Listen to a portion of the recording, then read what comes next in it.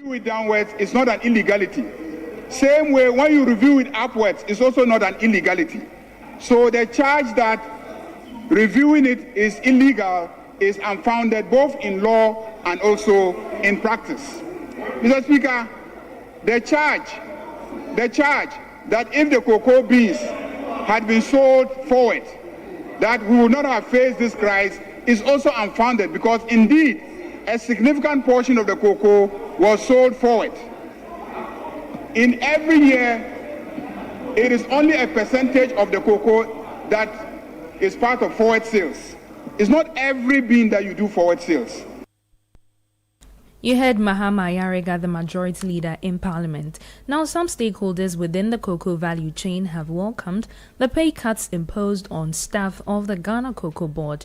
Executives have accepted a 20% cut, while senior staff will take a 10% reduction for the remainder of the crop year. Speaking to Citi News, President of the Ghana National Association of Cocoa Farmers, Stevenson Ananeboating, said the decision is the right call.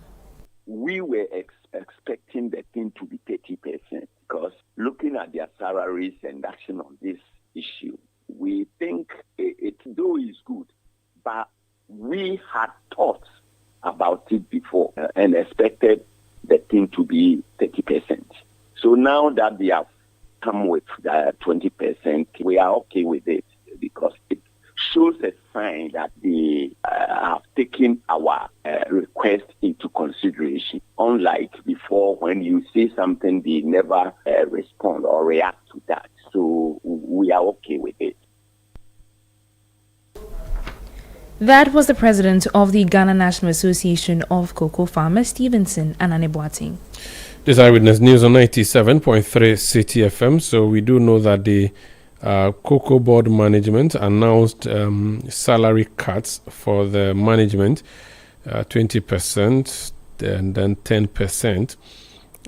But a lot more people have been commenting on the issue. So let me just remind you again of what the Cocoa Board has announced.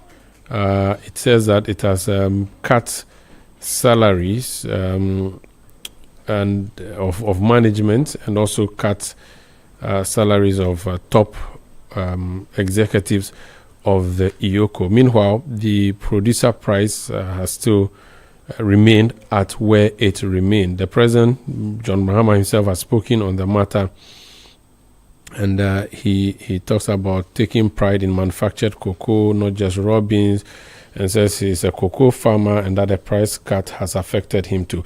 Now, let's hear more on what the minority position on this matter is. The Honorable Kojo Nkrumah is NPP Member of Parliament for Fuasia Yerbe. He's a ranking member on the Economy and Development Committee. Honorable, you're welcome to Eyewitness News. Thank you, Sandra. Good evening to your listeners. Good evening to you. Would it not be described as a force majeure, and force majeure in contracts can be the reason that a contract that has already been signed may be tampered with? In this instance, the contract Cocoa Board had with the farmers can be tampered with because of global prices, which will now become force majeure? Since you are introducing a legal term, let me introduce another one. This will be sui generis. It is on a matter of its own. The cocoa industry is not like any other industry where you say that today's commodity price is so, and so you're translating it onto the market. It has been known that commodity prices are not stable, and that is why there's a particular approach to which we sell our cocoa. We don't sell our cocoa primarily on spot pricing. We hedge by doing a lot of forward sales, and rather a minimum of it on spot prices. There was a deliberate decision that was made by this government to turn that around as part of their research program. And they compounded it by even refusing to sell at spot when the prices were high. That is one of the reasons for which we are where we are today. The second is that because they have intervened on the forex market so much, Cocoa Board has lost about 36 to 40% of the Citi equivalent of the revenues that they would have been getting. Remember, we started drawing the government's attention to the fact that when you heavily intervene in the market, your currency will become overvalued and your exports will become relatively more expensive. At the time, they told us that by Papaba, and we're making the point that you would therefore be subsidizing those who are externalizing any sort of funds from your economy. This is the consequence of it. So what we are seeing today is not just purely a matter of global market prices. Global market prices fluctuate, but the cocoa industry is sui generis. And that is why if you go to the trading room at Cocoa Board, they always do a mix to hedge the price. A deliberate decision was made to move away from it. That's where we are today. And that is why this cannot be reduced to a matter of force majeure. So your view is that it is lack of foresight in dealing with this matter from the management side? No, our view is that it is a deliberate decision by this government as part of their reset to change some of the practices with which we run the economy and Cocoa Board specifically. That deliberate decision is what has now translated into this crisis that they are having, and nothing else. There would have been an end game for this decision if it was deliberate, like you are claiming.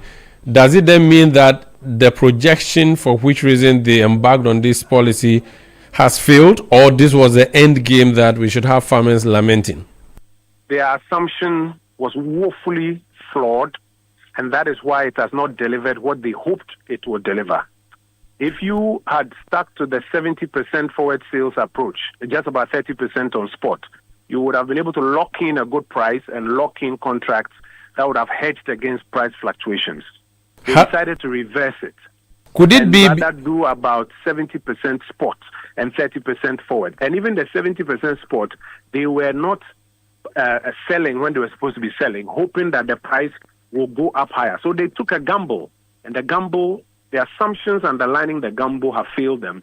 That's why they are where we are today. So the gamble has failed, but is it not the case that the gamble in the past has also not been particularly good? That's why, for instance, we've had challenges with the consortium of loans that used to be taken to deal with the cocoa matters. We haven't had that for a while now. Is it not because our old ways have not been good, and perhaps that's why this new government is looking for a new way? Consortium of loans? What is this challenge with the consortium of loans? It has not been used for the past 2 or 3 years or so. No, it's because the Ghanaian economy itself was downgraded, and therefore any form of borrowing was frowned upon.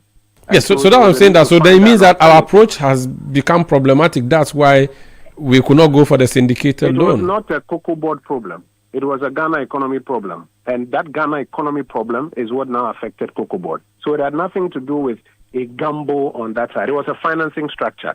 In any case, when that structure was amended and a new structure put in place, the new structure delivered money for the first year and the second year.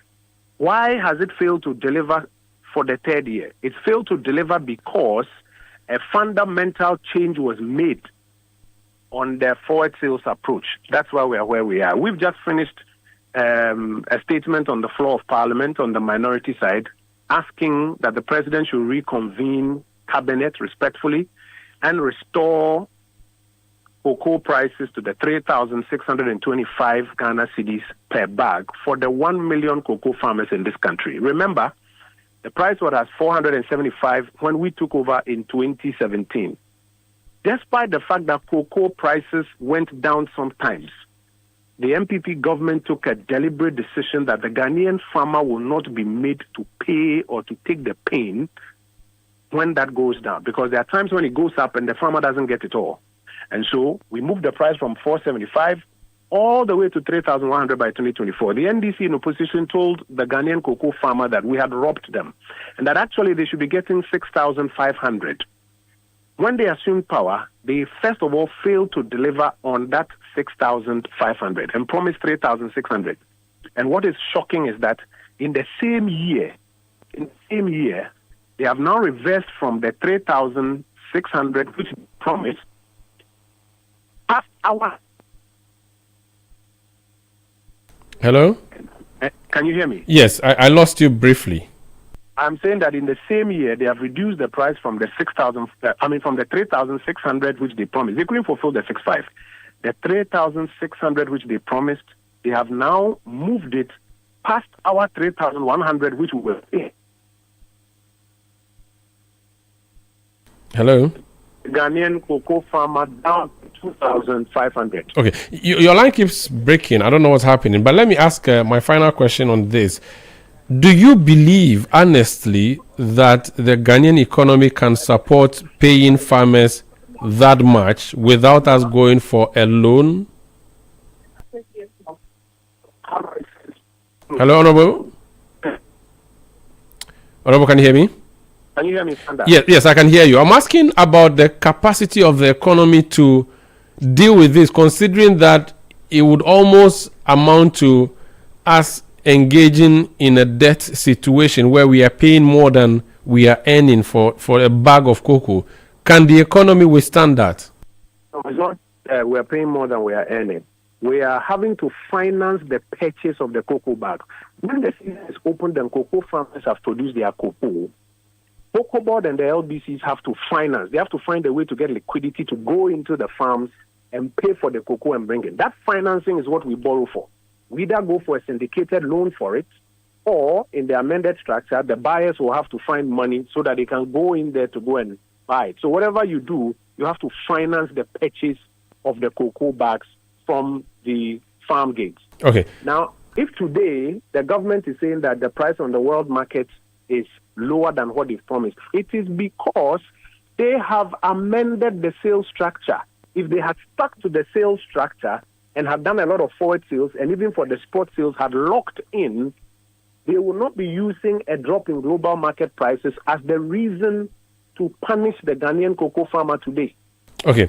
Forgive me. This is going to be my last question instead. Cocoa farmers welcome Cocoa Board salary cuts amid liquidity challenges. This is a story on citinewsroom.com. Are you not crying more than the bereaved? The people you are crying for say they are fine. Who are these cocoa farmers? Oh, I can read the story for you. It said shareholders. No, I didn't say the story. I said, who are these cocoa farmers?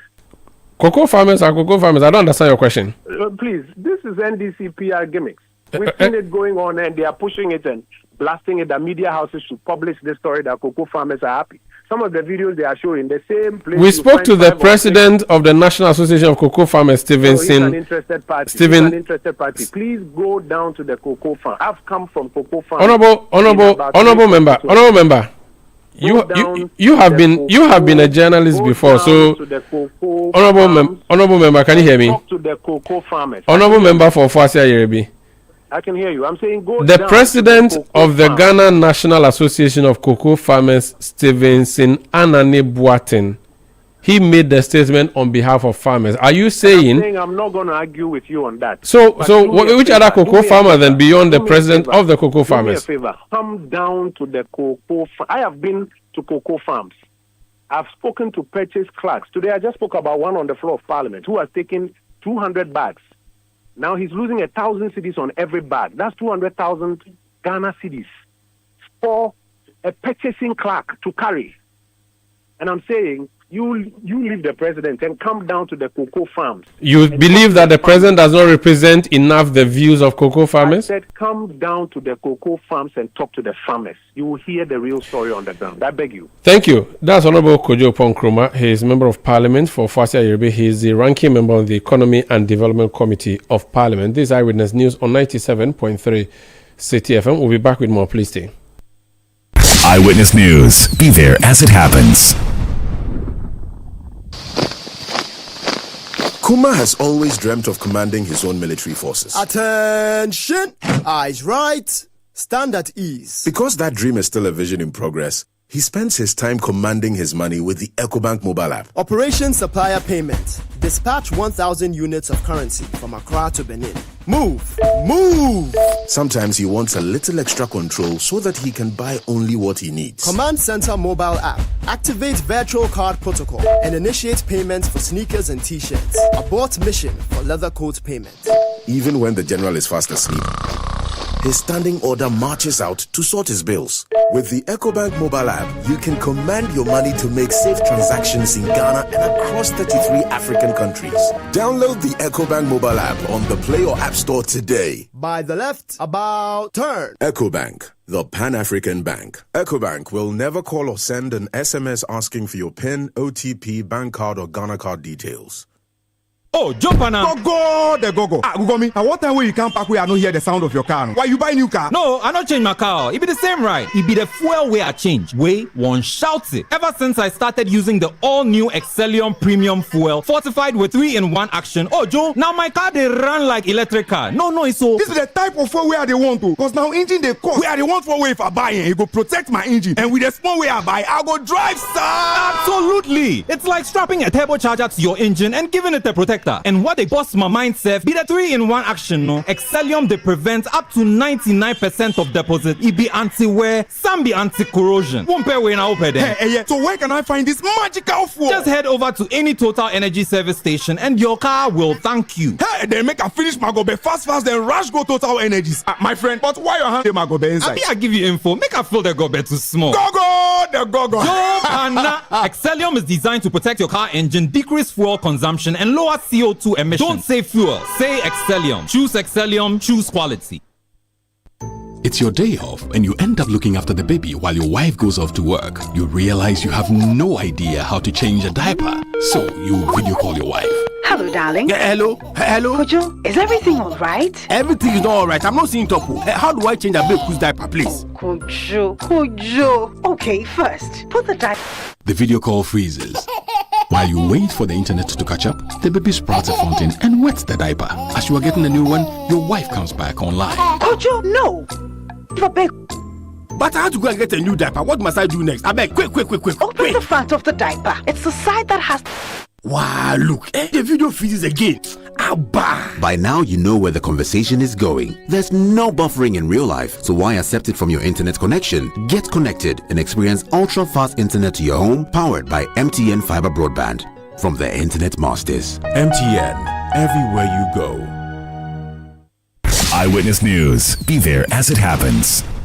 You're welcome back on this Eyewitness News on 97.3 Citi FM. Let me speak to Jerome Kweku Sam. He's head of public affairs at Cocoa. Jerome, you're welcome to Eyewitness News. Thank you very much, Mario. I've seen social media. People are saying you've announced price cuts, but you haven't told us what your salaries are. So when you say 20% or 10%, what does that really mean? We want to calculate it. I have seen one member of parliament making a claim. I want to be sure. Is that true or not? What are we going to overall rake in as a country from cutting down salaries of your bosses and yourself? Well, thank you very much. I think they are missing the argument. The point is not how much are you earning at the end of the month, and therefore we want to know what will constitute the 10% or 20% cut. I mean, they are missing the argument. But the most important thing that they need to talk about is that in this new administration has taken a bold step in respect to dealing with the situation that we are experiencing, because it is really unfair and it makes no sense that the farmer on whose sweat we are being paid at Cocoa Board, the farmer has taken a hit. So what form the basis or justification for Papa Cocoa Board not to also take it?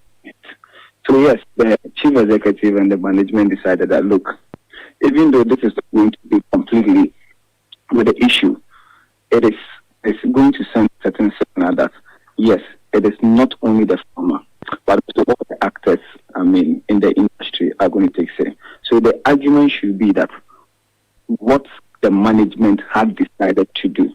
In any case, these are the same people who are saying that why is it that staff at Cocoa Board are also not taking a cut or something like that. So if it has happened, what then becomes the argument? Yeah, we want to know how much your cuts would mean, so that because there are a lot of things about personal gains of management of Cocoa Board over the period, purchase of vehicles, etc. So it will be fair in telling us that you have taken a cut to let us know what that cut would amount to. Omaro, you know me personally. The last time I visited your studio on official duty, I was driving my own personal vehicle. I wasn't using a Cocoa Board vehicle. In fact, should you come to Cocoa Board, most of the directors and deputy directors at Cocoa Board are either using their personal vehicles or are using, a 2014 or 15 registered vehicles. This should tell you that Cocoa Board has not gone to purchase vehicles just for the fun of it. The vehicles which were purchased or which are being purchased are meant for what? Operational purposes. And I can state on authority that the resources or the money for the purchase of the vehicle is not coming directly from the budget of Cocoa Board. But this can be termed as IGF. But it is important to note that even if it is IGF, what is the vehicle intended for? Is it to satisfy the personal luxury of somebody? No. But to do what? To get the operational activities of Cocoa Board what? Omaru, I think we now have the RTI law. So anybody who so wishes to have further particulars in respect of what somebody is earning can come under the law and seek for better and further particulars or clarity. I have cited a letter which is seeking to know some of these things, and when it finally lands on our table, we will respond accordingly. But the most important thing or the fact remains that at least the leadership under Dr. Randy Abbey has taken a step, and the step is that we have reduced the salaries of executive management as well as senior staff by 20% and 10% respectively.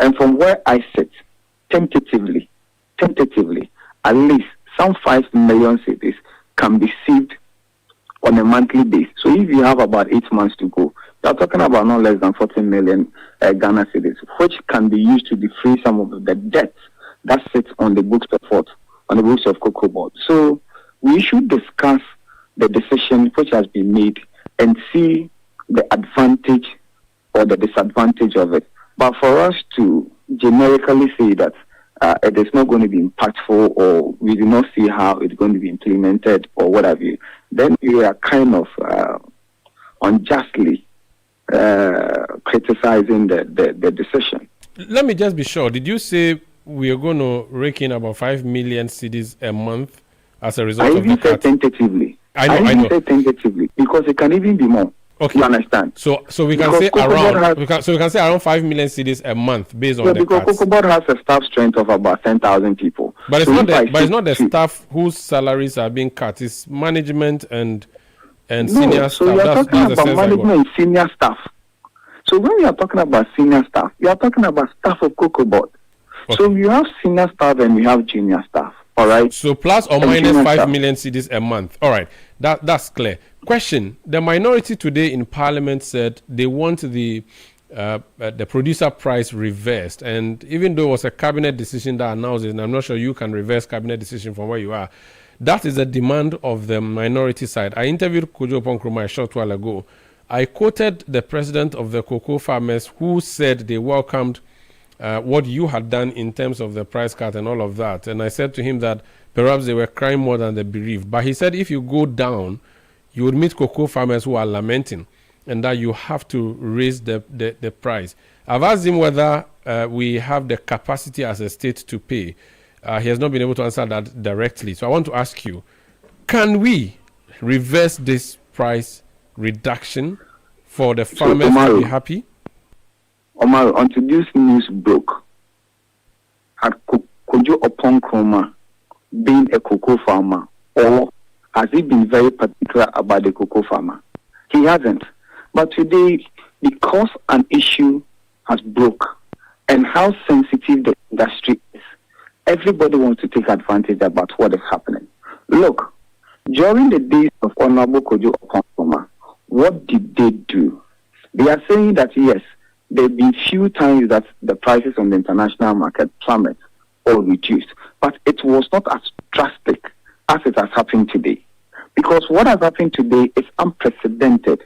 It has never happened in the history of cocoa trading in Ghana before, whereby the price on the international market has gone below the price that you set for your farmers or as the farm gate price. So if this issue had come up, thankfully, we have just about 70,000 to do.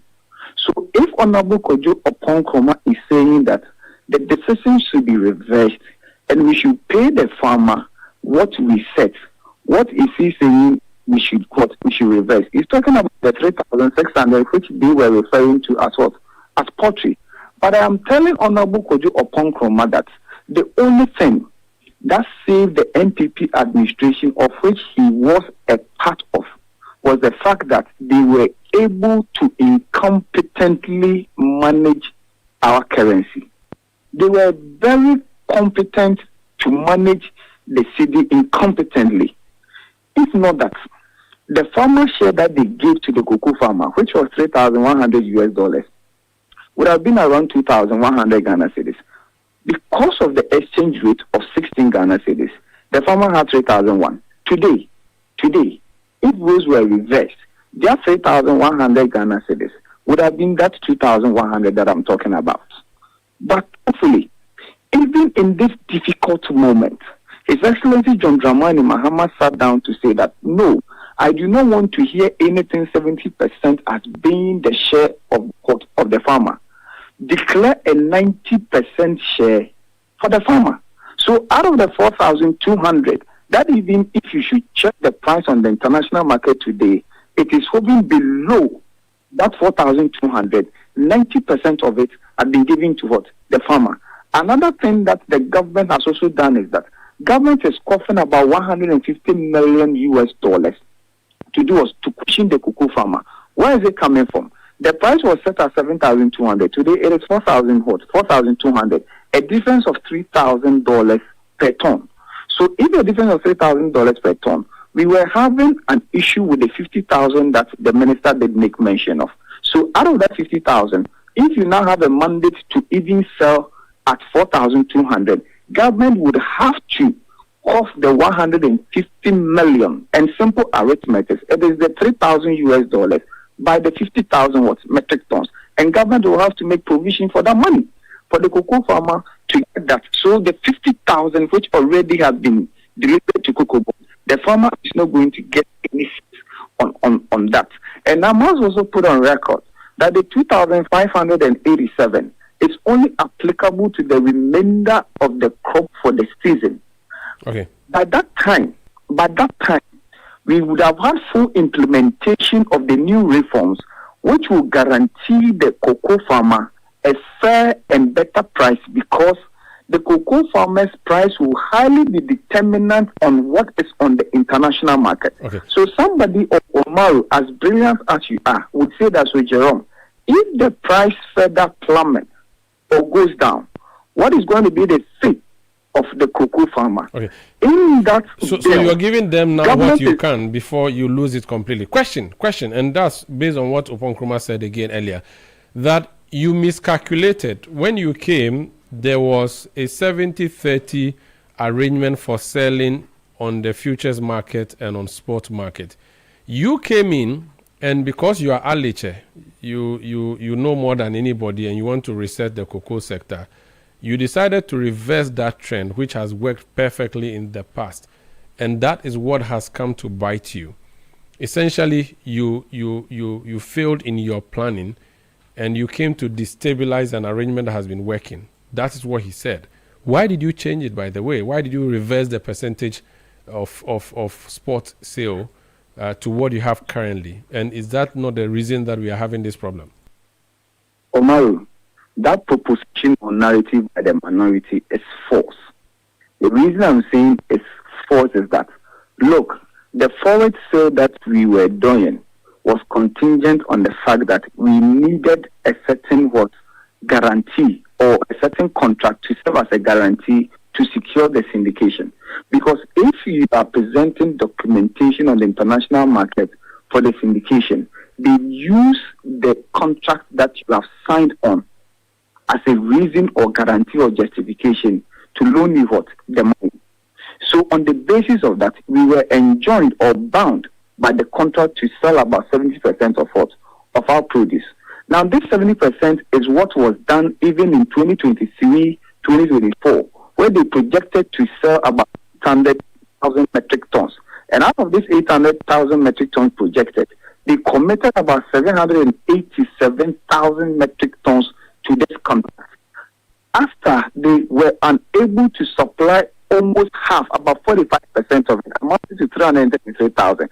And this has been the bane of our difficulty as an institution. So Honorable Oponkroma should not be oblivious about this simple error that they committed in 2023-2024 season, which has brought us to this level. Going forward, we made a projection of having 650,000 metric tons for the 2025-2026. Before the public outcry, we we've been able to purchase 580,000 metric tons, amounting to 89% of what we decided to do. Out of this 580,000, 530,000 had been assigned to the off-taker, and monies have come in for the payment to LBCs and also to farmers.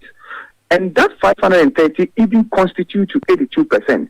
So I find it very difficult to comprehend when anybody says that you have not made a forward sale. So semantically, what is the meaning of forward? What is the meaning of what? Sale. So from last year, what were we doing? How were we able to sell about 550,000 and then get money? How were we able to receive 580,000? It was based on what? What was it based on? And let me also tell you, Honorable Kojo Oponkoma, whenever we do forward sales and we leave 50% behind, the 30% that we left behind largely will be light crop. And light crop, whether you like it or not, you discount it. So even if the prices go up or not, you are not going to benefit because already you are discounting it at 20% rate. What? For whoever that will do what? Will purchase it.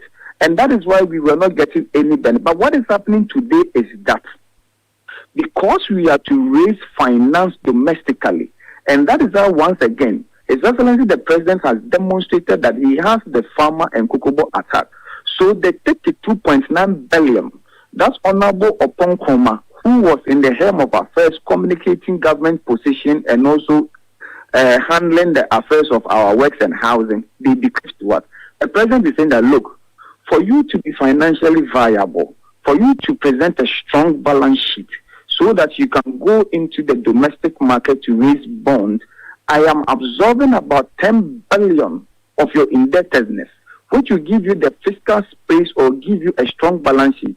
So you go into the market, raise your own revenue, so you would not face the issue of liquidity challenge or problem within a particular crop season. So that is also going to be a thing of the past.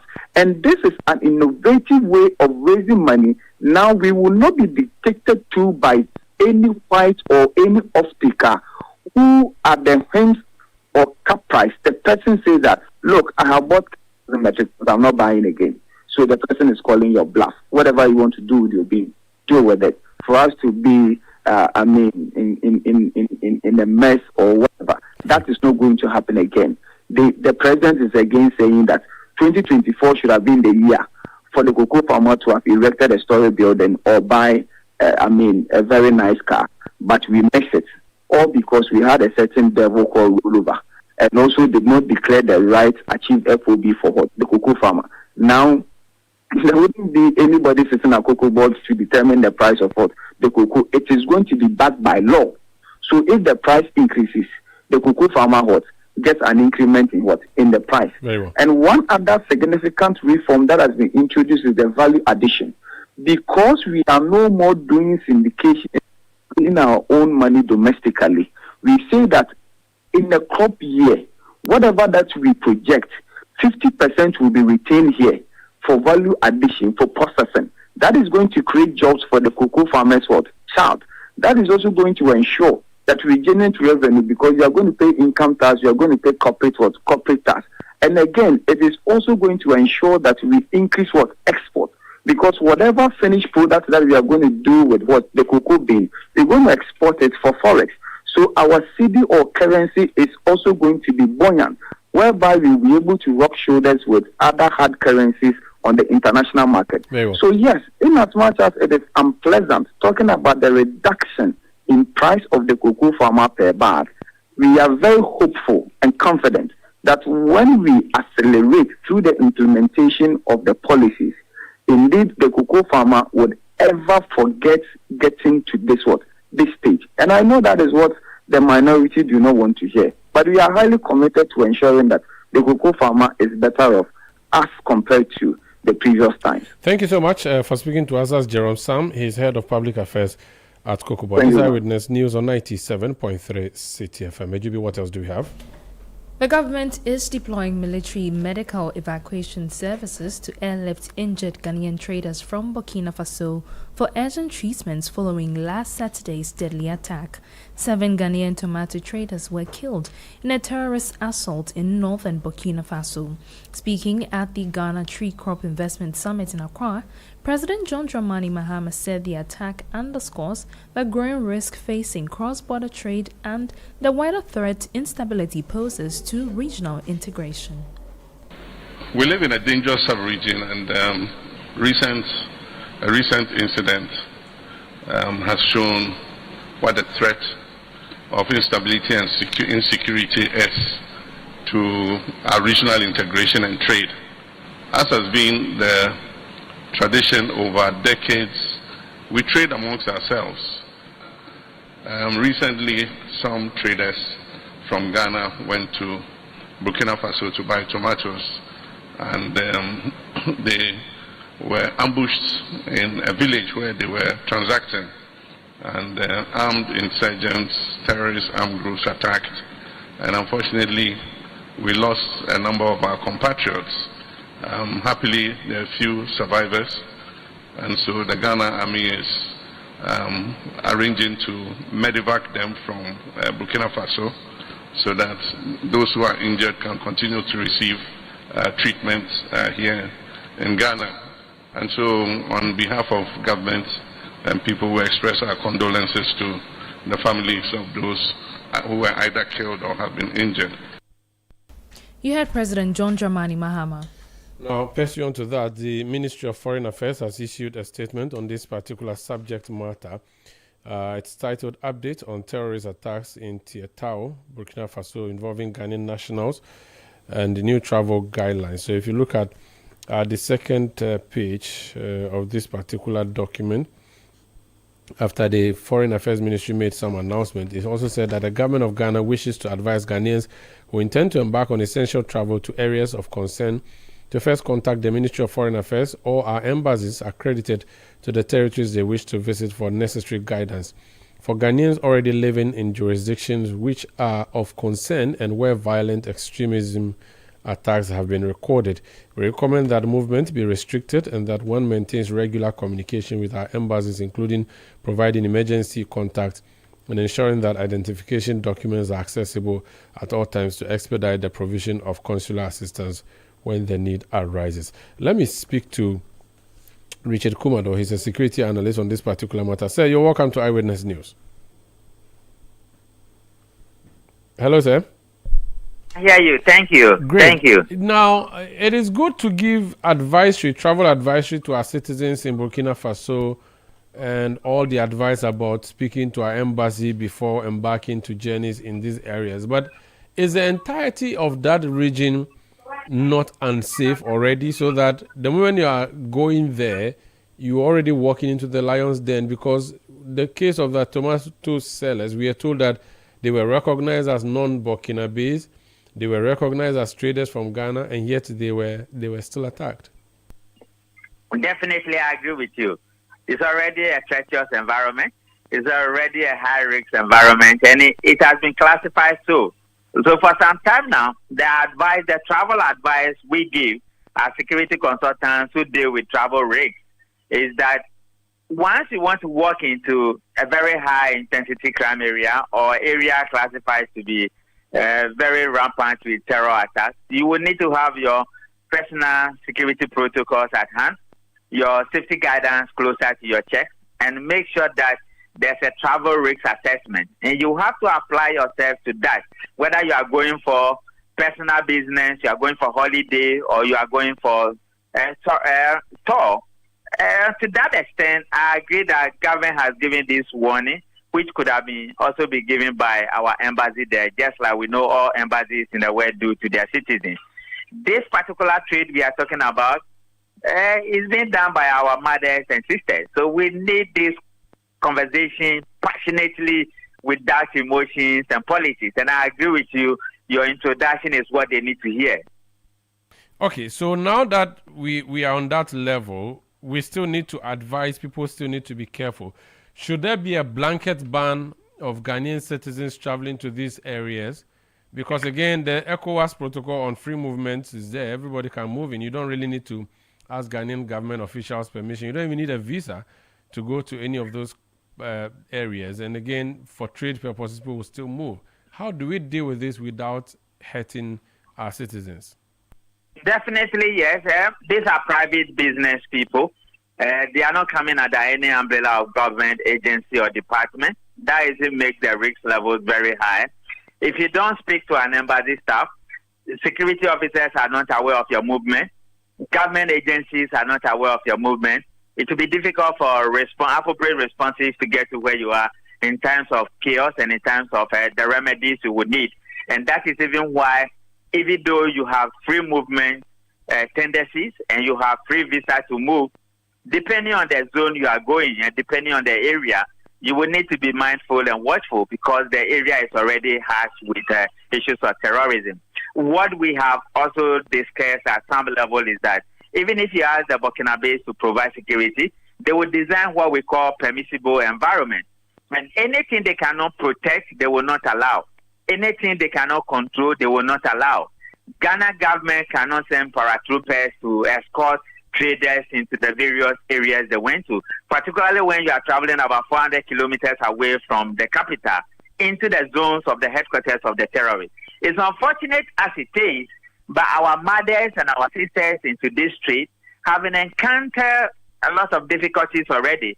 And I think the lessons learned from this particular attack, it should be something we should carry forward. Even though they wouldn't listen to any official source saying that do not go 200 meters away from the capital or stop at Ouagadougou or be at Boga or Tamale where we can ask the trucks to bring in the goods for you to take. Who bears the cost, who does the arrangement, who does the storage and the movement and all that. These are all discussions they wouldn't be willing to hear. Other than that, there are other platforms and other best practices they can benchmark in line with the kind of business they do. Should the attack we saw on Saturday be Ghana's reason to deploy boots on the ground in Burkina Faso? Or we should keep our distance? Now, I didn't hear the question, please. Should we send soldiers to Burkina Faso based on the attack on our citizens? No, they would not allow you. You will be infringing on their national security. With their permission that we are coming to support their armed forces. Should we do that and join the conflict, or we should keep our distance? No, it has to be in line with our foreign policy. We are friends of all and enemies of none. If they ask for our support in that regard, I believe government will take a decision. In any form, whether equipment or whether technical support or in any other form, government will take a decision. Thank you so much for speaking to us. You're welcome. That's Richard Kumado. He's security analyst speaking to us. This is Eyewitness News on 97.3 Citi FM. AGB. The Ministry of Trade, Agribusiness and Industry has disclosed that the Commander Sugar Factory has been disconnected from the national grid by the Electricity Company of Ghana and has also had its water supply cut off by Ghana Water Limited over unpaid utility bills.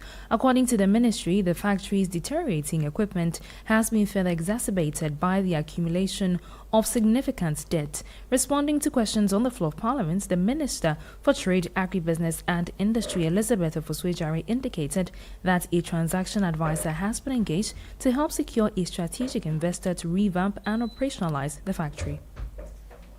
Moreover, the factory has been disconnected from the national grid by Electricity Company of Ghana and water supply by Ghana Water Company Limited due to unpaid bills. Added to the poor state of the equipment, the facility has accumulated significant debts. Further, operationalization of the factory has also been hindered by lack of raw materials. The farming community, which was expected to anchor the raw material supply, remains disengaged due to lack of institutional support and unclear procurement channels. Mr. Speaker, when I took office last year, I visited Commander to engage with the chiefs and people. You heard Minister for Trade, Agribusiness and Industry, Elizabeth Ofosu-Adjare. This is Eyewitness News on 97.3 Citi FM. It's now time for business, and business news on Eyewitness News is brought to you by Republic Bank. We are the one for you. Join the Republic verse. Do more, shine more, big up. Eyewitness News. Be there as it happens. Mr. Kojo, 1 minute before you go to work. The AC you said you want to fix, it won't work. Why? Because the electrician will come and chisel my wall. It will make my building weak. Wait, is that a puppy? No animals in my house, oh. Kojo knows all the challenges about renting. That was his reality until he discovered Republic Bank. With Republic Bank's flexible mortgage solutions, you can move from tenant to homeowner quickly. Imagine stepping into your own home, a place for your family to grow and create memories. Big up. Join the Republic Verse. Republic Bank, we're the one for you.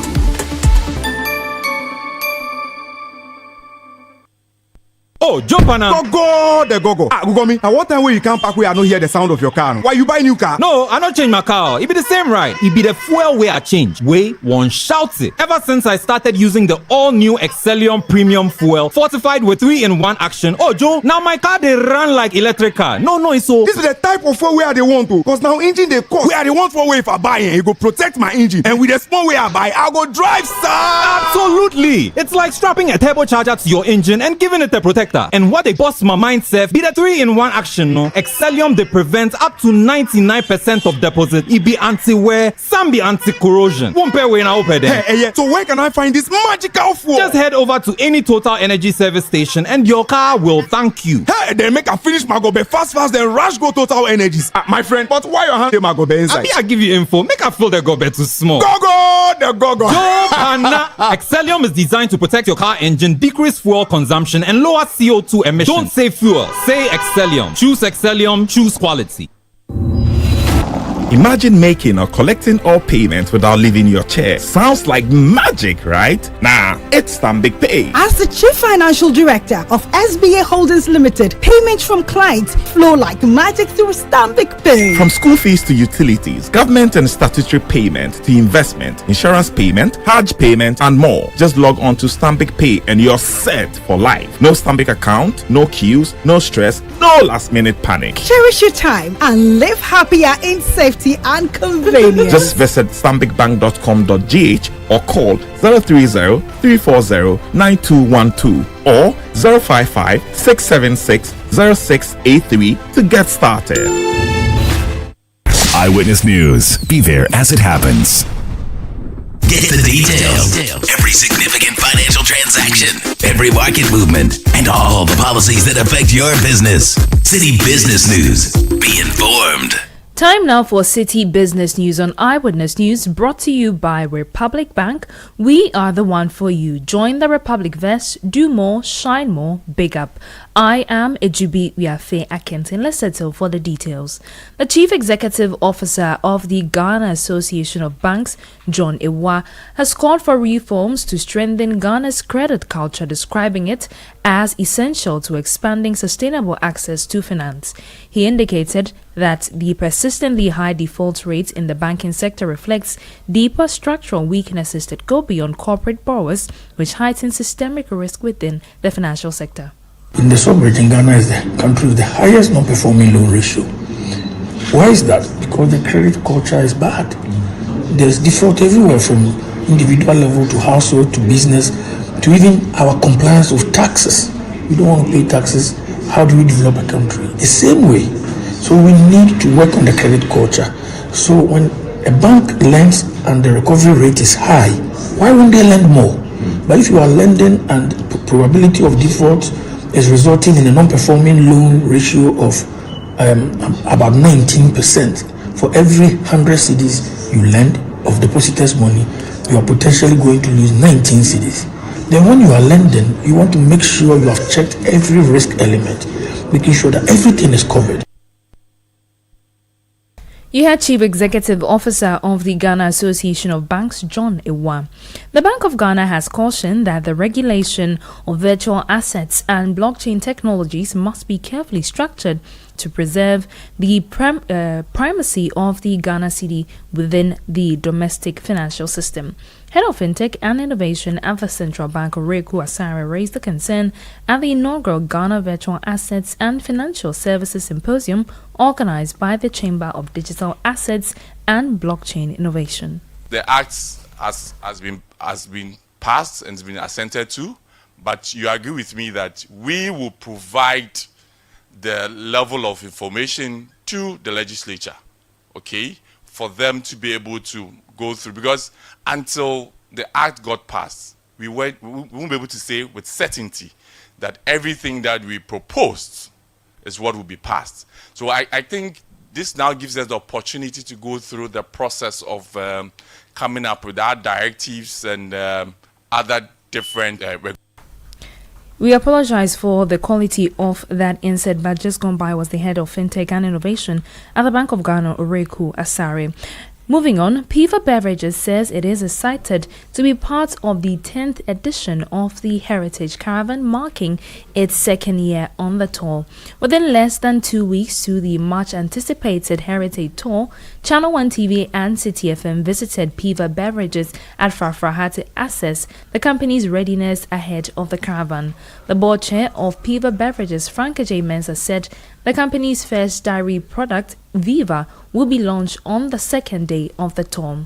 Now, Chief Executive Officer of Caveman Watches, Anthony Jamefe, has credited the company's achievements and milestones since its inception to the generous support of Citi FM and Channel 1 TV. Earlier today, a delegation from Channel 1 TV and Citi FM, including Head of Events and Partnerships, Frema Edunyame Business Development Manager, Omane Mensah Bonsu, and Sales Manager for Radio, Ivy Odro, visited Caveman Watches and embarked on a familiarization tour of the facility. Making a debut sponsorship on the 2026 Heritage Caravan, Anthony Jamepe said Channel 1 TV and Citi FM have been vital supporters of the brand and indicated plans are in place to ensure this year's Heritage Caravan runs smoothly. Brand with you guys, whether you know it or not, you've been the best platform we've had from the beginning. Right. So every now and then, he knows how sentimental I am about Citi anytime it comes up, because I always attribute a great chunk of the success to the generosity from you guys. Because people is like, hey, how much have you paid Citi? The way Bernard can hype you, the way they can hype. It's just been selflessness and grace. So big thanks to you all the time.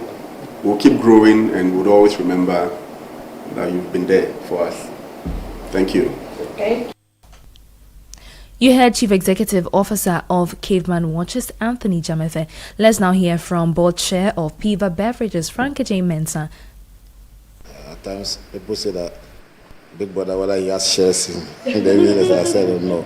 You know, he understands Ghanaian business and he's one of the biggest promoters of Ghanaian businesses. So we are happy to hear that we visited him and we told you that we will do a mini launch of the dairy or the strawberry on the second day. So I think people should watch out for that. We make it very, very big and where it will be. So we are ready on our side. We've done internal meetings a lot.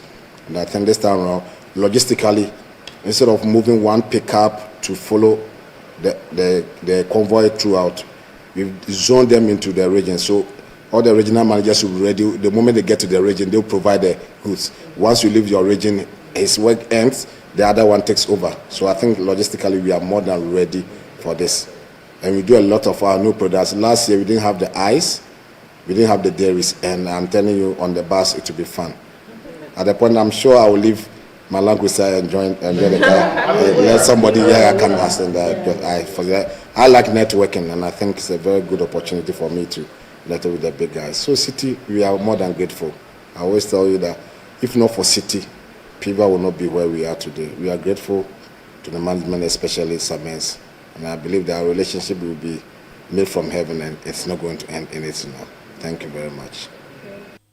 Frank J. Mensah is board chair of Piva Beverages, sponsors of the 2026 Heritage Caravan. And that's it for Citi Business News on Eyewitness News, brought to you by Republic Bank. We are the one for you. Join the Republic verse, do more, shine more, big up. I am Ejubi Wiafe Akinti. Up next is Point Blank. Mr. Kojo, 1 minute before you go to work. The AC you said you want to fix, it won't work. Why? Because the electrician will come and chisel my wall. It will make my building weak. Wait, is that a puppy? No animals in my house, oh. Kojo knows all the challenges about renting. That was his reality until he discovered Republic Bank. With Republic Bank's flexible mortgage solutions, you can move from tenant to homeowner quickly.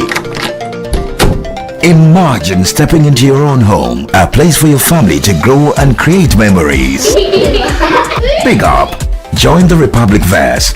Republic Bank, we're the one for you.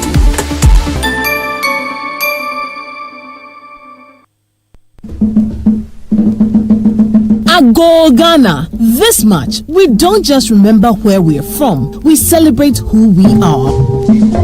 Our stories, our culture, our rhythm, our pride. And it all begins with an evening designed to set the tone for an unforgettable Heritage Month. Join us as we officially launch the Heritage Month 2026 in grand style, color, and culture. Date is Wednesday, 25th February 2026. The venue is the Channel 1 TV Gardens. The time is 5:30 p.m. prompt. It will be an evening of culture, conversation, music, fashion, and storytelling as we unveil the exciting lineup of events and programs specially curated for you this March. From powerful cultural experiences to engaging community moments to celebrations that connect generations. The Heritage Month 2026 promises something for everyone. This is more than a lunch. It's a gathering of cultural lovers, a meeting of tradition and modern expression, a night that sets the heartbeat for the month ahead. The Heritage Month Launch 2026, an evening you truly cannot afford to miss. We will see you there. This event is strictly by invitation.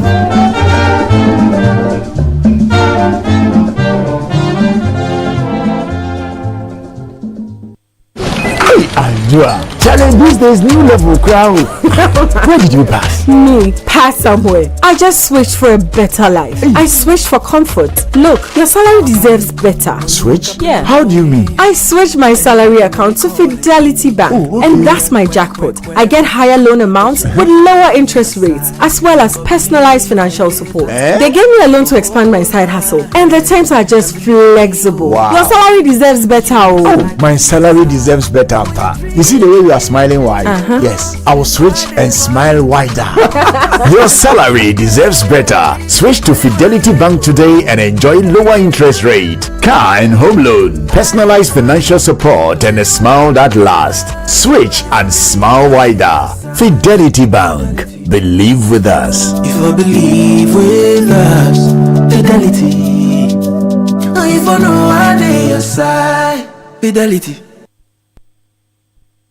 Eyewitness News. Be there as it happens.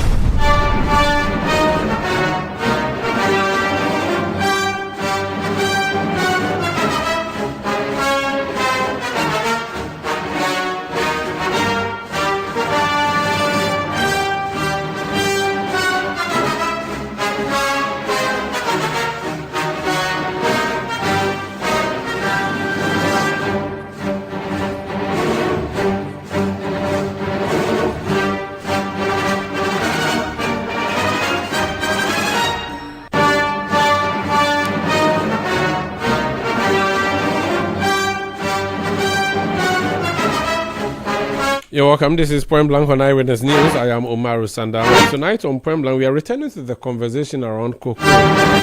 Cocoa, Ghana's cocoa. The matter was on the subject of debate on the floor of Parliament today. The minority leader and his side demanding a reversal of the producer price of cocoa. The NDC side, of course, not agreeing. Let's listen to the debate. Government's shocking announcement reducing the prevailing producer price of 3,625 Ghana Cedi a bag to 2,587 Ghana Cedi a bag is illegal and an attempt to shortchange our gallant cocoa farmers. Mr. Speaker, the producer price of 3,625 Ghana Cedi is a minimum guaranteed price and legally destined to run the full course of the 2025-2026 crop season. The cocoa sector calendar in Ghana is officially commences on the 1st of October of every year and ends 30th of September the following year. Mr. Speaker, we are just midstream of the 2025-2026 crop season. and government cannot vary the minimum guaranteed price to the disadvantage of the cocoa farmers or any of the parties that has a share in the achieved FOB price. Note, it is minimum and also guaranteed in entire course of the crop year. Mr. Speaker, the determination of the producer price of cocoa and the FOB share to other stakeholders in the industry is done by the Producer Price Review Committee. What becomes an FOB price for the approaching crop year is, in effect, the achieved weighted average of aggregated volumes and corresponding prices of cocoa already traded and contracted locked with buyers.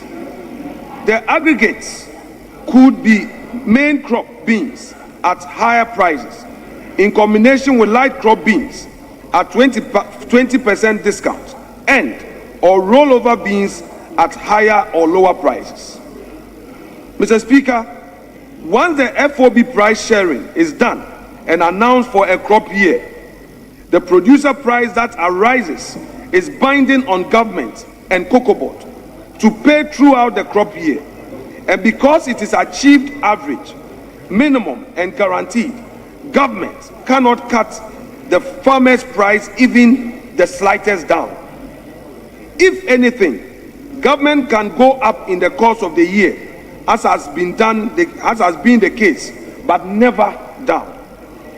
Mr. Speaker, it will be recalled that the Finance Minister, Dr. Kasiel Atuforsen, in October 2025, announced that Cocoa Board has achieved an FOB price of $7,200 per ton, and the farmer was to receive a producer price of $5,040 at the then rate of 58,000, at the then rate into Citi converted as 58,000 Ghana Cedi per ton, or 3,625 per 64 kilograms bag. It is our candid opinion that the $7,200 FOB price was based on factually achieved weighted average prices of already traded cocoa and not speculation. If it was factual, then government and Cocoa Board must go ahead and pay the prevailing price of 3,625 per bag to the end of the 2025-2026 crop year.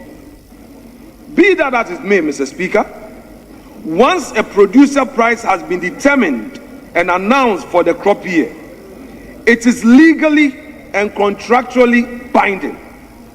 Therefore, government cannot, in the course of the particular year, vary the producer price to the disadvantage of the farmer. We, the minority, hereby call on the government as a matter of urgency to restore the producer price of cocoa in Ghana to its original value of 3,625 Ghana Cedi per 64 kilogram bag with immediate effect. We also demand that government and Cocoa Board pay any difference that farmers and the LBCs might have suffered already by the recent announcement. Mr. Speaker, I so submit. Thank you so much. Honourable members. Prices can be reviewed upwards and can also be reviewed downwards. And that when you review it downwards, it's not an illegality. Same way, when you review it upwards, it's also not an illegality. So the charge that reviewing it is illegal is unfounded both in law and also in practice. Mr. Speaker, the charge that if the cocoa beans had been sold forward, that we would not have faced this crisis is also unfounded, because indeed a significant portion of the cocoa was sold forward. In every year, it is only a percentage of the cocoa that is part of forward sales. It's not every bean that you do forward sales. Very often you stop at 70% of the cocoa. Honorable, all the years. Honorable Majority Leader. It is also not the case. Honorable Majority Leader, you are no longer reading the statement. You are commenting. and the issues relating to legality or other. Mr. Speaker, 1 million Ghanaians are involved in the cocoa sector. Directly and indirectly, we are talking about 4 million Ghanaian livelihoods when it comes to the cocoa sector of our country. Mr. Speaker, look, the experts have discussed this matter. They've come to a firm conclusion. The reason why we are in this mess is because, Mr. Speaker, the government made a poor judgment when it comes to trading. They had the opportunity to engage in forward sale. They didn't. Mr. Speaker, they had the opportunity to engage in spot sale when cocoa price was $11,000 per ton. They just did not understand the industry. They did not understand the sector. Mr. Speaker, the question about debt, cocoa debts are as old as the sector and as old as the industry. Mr. Speaker, when the MPP government, the Akufo-Addo government came into office in 2017, the Akufo-Addo government inherited a debt of 19 billion Ghana cedis. Mr. Speaker, indeed, in 2018 there was a debt. The government of Ghana paid cocoa farmers. In 2020, Ghana had a debt. The government of Ghana paid cocoa farmers. Indeed, last year we had debts. We still pay cocoa farmers. It has nothing to do with debts. Mr. Speaker, it has everything to do with judgment. And indeed, Mr. Speaker, and poor decision making and mismanagement. Mr. Speaker, today, Côte d'Ivoire, our sister country Côte d'Ivoire, almost same population, same industry dynamics. They don't even have premium cocoa. Ghana has premium cocoa. Côte d'Ivoire, in spite of the so-called external factors, in spite of the so-called external shocks and external reduction in international price of cocoa, Côte d'Ivoire today is maintaining their price and paying more to their farmers than Ghanaians are paying. The Ghanaian government is paying to cocoa sector. It is true. Mr. Speaker, thirdly, never in the history of our country, since President Kwame Nkrumah's time in 1957, have we had such a reduction in cocoa prices in our country. Mr. Speaker, I want to repeat because it has to get home, and the government has to be humble and courageous enough to accept this truth and reality that what we are having today in Ghana generally and the cocoa sector in particular is because of mismanagement. Mr. Speaker, it's because of a lack of understanding of the sector, and indeed it's because of poor judgment when it comes to trading in respect of cocoa. The government must acknowledge that. Mr. Speaker, as I say, we've never had a situation where cocoa prices have reduced in the manner that they've reduced today. Mr. Speaker, what the minority have asked for and what cocoa farmers are asking for, it's not grammar, it's not settings, it's not gimmickry, it's not PR. It's been 11 months. We've had a lot of that. We've had enough of that. What we are asking for and what cocoa farmers are asking for is that they want it. Mr. Speaker, I want to conclude, and I conclude on this fundamental point that they want a bailout. Mr. Speaker, they want government to cut down on expenditure when it comes to the cocoa industry, when it comes to cocoa management. You cannot ask cocoa farmers to take a haircut when you are buying land cruisers at Cocoa Board. You cannot ask cocoa farmers to take a haircut when you are renovating your offices. You cannot ask cocoa farmers to take a haircut when the entire value chain is saved. There are no cuts in the entire value chain, and the poor cocoa farmer rather takes the cut. Please, your time and is therefore, up. Mr. Speaker, I really want to conclude, and I hope the majority leader will take this to cabinet, that the president and the government should have the courage, the honesty and sincerity to accept that the reason for the cocoa price cut is because of mismanagement and incompetence. License buying companies, they collect all the 36 license buying companies. Mr. Speaker, apart from the PBC, which is the government institution, Ejumapa Buyers is in liquidation. Mr. Speaker, Cocoa Merchant is in liquidation. Mr. Speaker, Kwiapa Cocoa Limited is in liquidation. Mr. Speaker, Kwiapa Danfo is in liquidation. Mr. Speaker, Transroyal is in liquidation. Mr. Speaker, Sikaba is in liquidation. Mr. Speaker, Diaby, a lot. And you know that the RBCs, The RBCs are the companies that help the rural economy in this country. So that I'm saying that you have made the sector suffer within your time. Mr. Speaker, MPP, they are now trying to love cocoa farmers. It's never true. You don't love them. When you came into power, as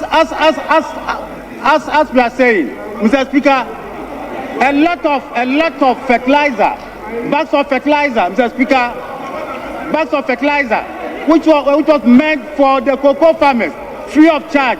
You sold the fertilizer to them. 80 cedis per bag. It was meant to be free. 80 cedis per bag. It was meant to be free. You are now pretending you love cocoa farmers. You don't love them. You don't love them. Mr. Speaker,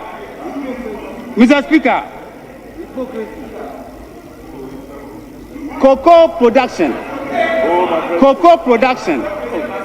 in 2016-17 was 967,000 metric tons. That was the production. 967,000 metric tons. When you are leaving power, 2024, it was less than 500,000 metric tons. Less than 500,000 metric tons. What is happening within this country? Mr. Speaker, at times I do understand some people who pretend they have worked. Before NDC left power, in 2016-17 crop year, we had a fund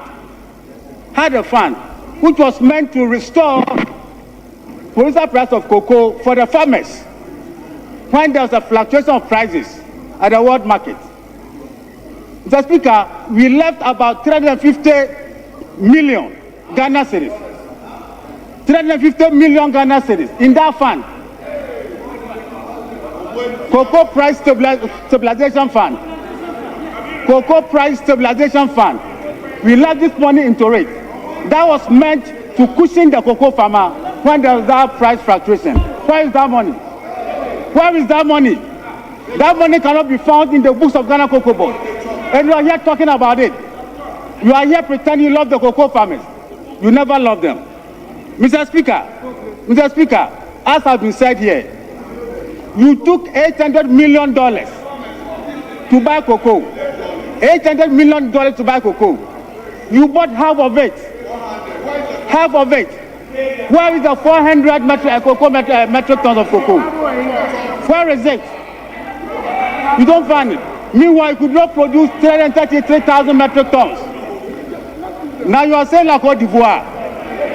La Côte d'Ivoire, go there. As you speak today, La Côte d'Ivoire is not buying any cocoa because of seed fund situation. You have 1 more minute. Because of seed fund situation. You have so 1 more minute. So you are saying that you don't love cocoa farmers.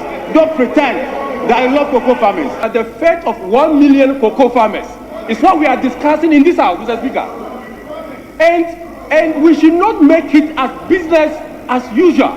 Mr. Speaker, I am disappointed because these farmers struggle to make ends meet every single day.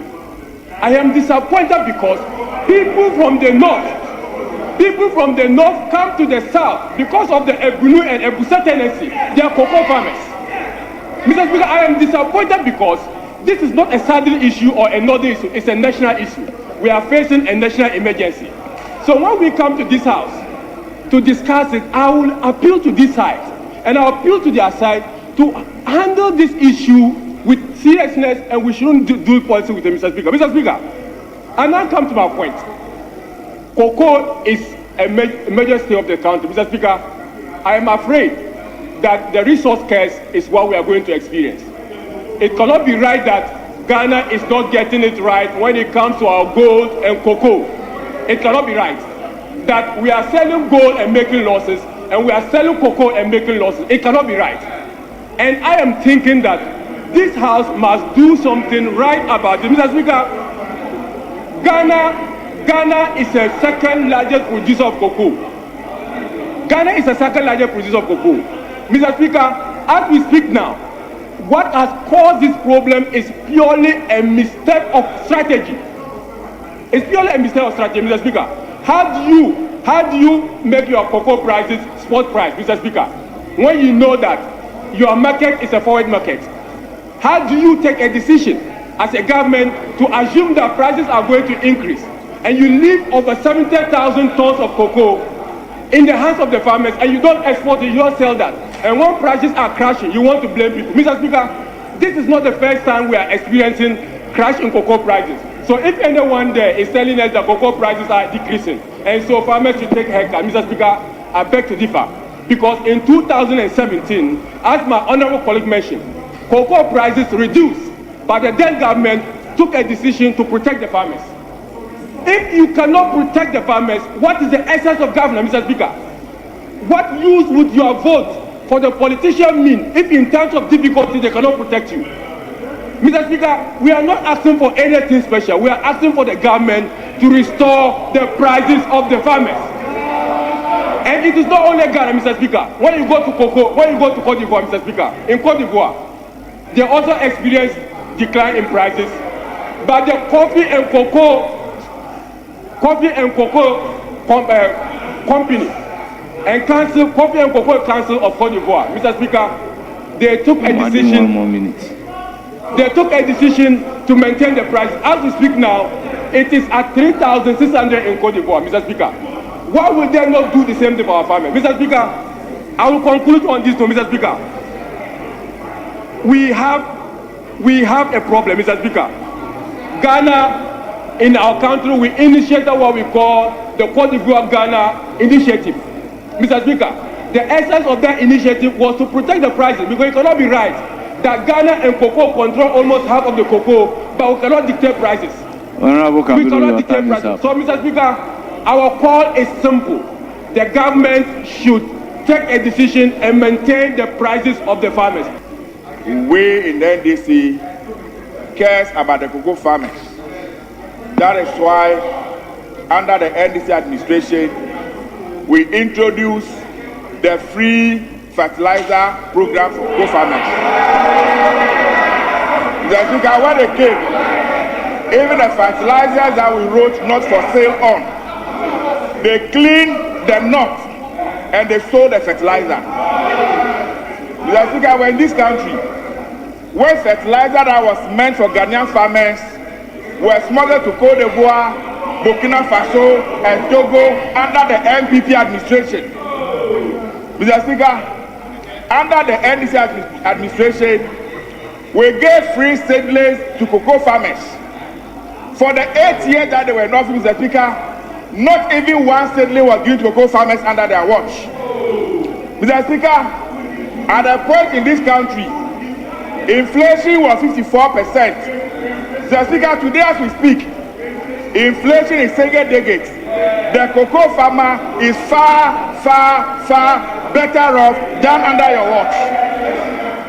Mr. Speaker, it is sad when we hear our colleagues from the MPP pretend as though they like the Ghanaian farmer and for that matter the cocoa farmer. They know you. They know what you did in the past 8 years. They know that when they are looking for their enemy, you are the one they will come and look for. Mr. Speaker, your party members today, they are moving around the cocoa farms trying to instigate the farmers. The farmers know you. They know what you did when you were in power.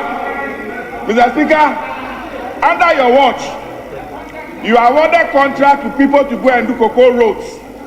You gave them mobilizations. They chopped the money, they didn't go and do any work.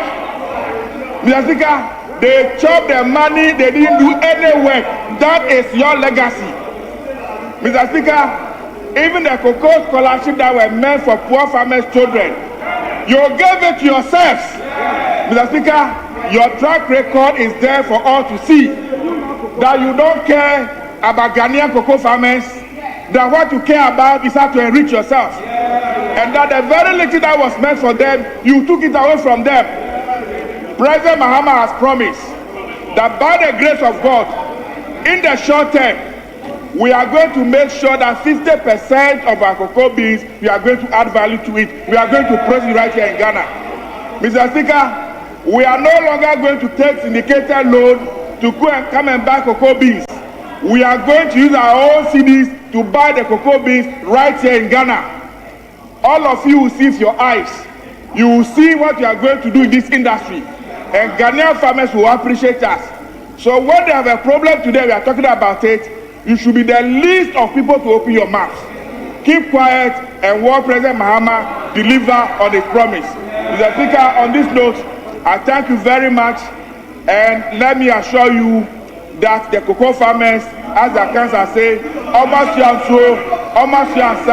they know that you are bad managers of the economy, and that for the 8 years you only came to enrich yourself. What is happening now is not what this current government promised our dear cherished farmers. They told them that they will receive a very, very good price. They told farmers that yebetu cocoa numu papebi, to wait, we will increase the price handsomely. This is what they told cocoa farmers. They come in and they have drastically reduced the price of a bag of cocoa. 1,038 Ghana cedis shortage in a bag of cocoa. And they outlined 3 major reasons that I hear from them.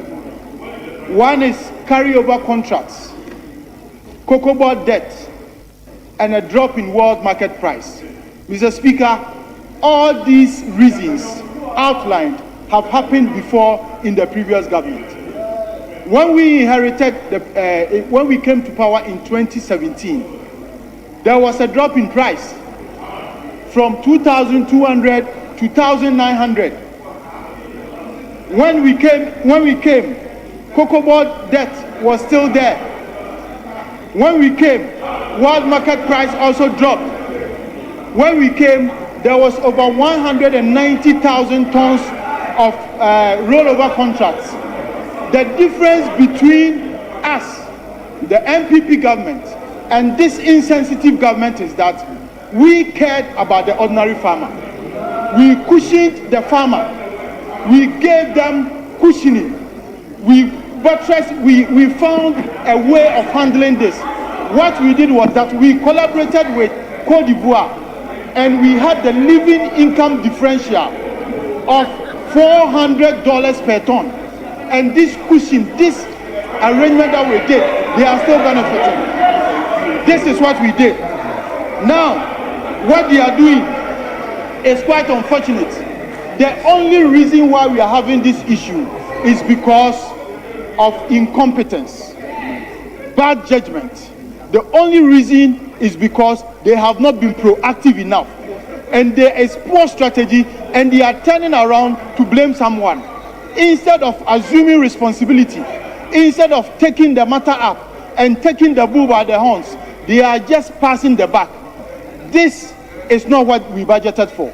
This is not what we signed up to, Mr. Speaker. Mr. Speaker, there's a lot of effect on farmers. A lot of effect on farmers.